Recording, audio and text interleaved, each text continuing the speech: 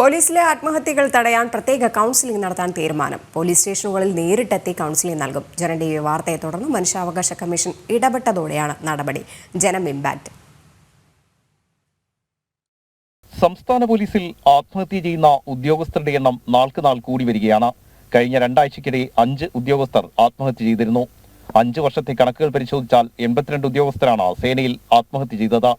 സ്വയം വിരമിക്കുന്ന ഉദ്യോഗസ്ഥരുടെ എണ്ണവും സേനയിൽ സമീപകാലത്ത് വർദ്ധിച്ചിരുന്നു. കഴിഞ്ഞ 2 വർഷത്തിനിടെ മാത്രം 92 ഉദ്യോഗസ്ഥർ സേനയോട് വിട പറഞ്ഞിട്ടുണ്ട്.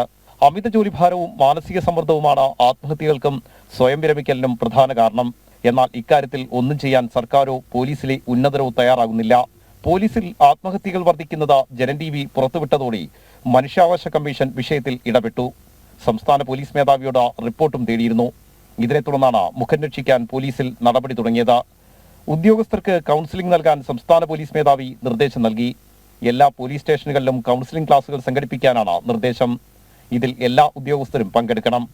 DCRBകൾ അമിത ജോലിഭാരം പോലീസ് സ്റ്റേഷനുകളിൽ നൽകരുതെന്ന് ക്രമസമാധാന ചുമതലയുള്ള ADGPയും ഉത്തരവിറക്കിയിരുന്നു. എന്നാൽ പോലീസ് സ്റ്റേഷനുകളിലെ അംഗബലം വർദ്ധിപ്പിക്കാതെ ഇതൊന്നും പ്രായോഗികമാകില്ലെന്നാണ് സേനയിൽ ഉയരുന്ന പൊതുവികാരം.